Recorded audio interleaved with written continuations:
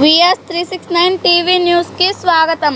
శ్రీ బ్రవరాంబ మల్లికార్జున స్వామి వారి దేవస్థానంలో ఉచిత దర్శనం క్యూ లైన్ వద్ద చెప్పుల స్టాండ్ లేక అక్కడ భక్తులు వదిలిన చెప్పులను దొంగిలించబడ్డాయని, దేవస్థానంలో ఇలా ఉచిత దర్శనం క్యూ లైన్ వద్ద చెప్పులు అపహరించడం ఏమాత్రం తగదు.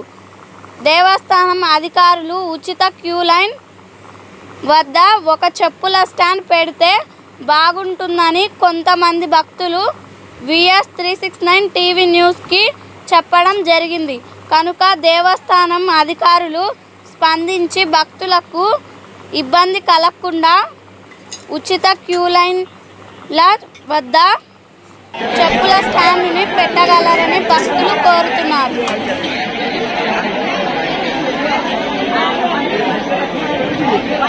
ముందవరంలో చెప్పు కాలేజీ పెట్టరా మచ్చగాడ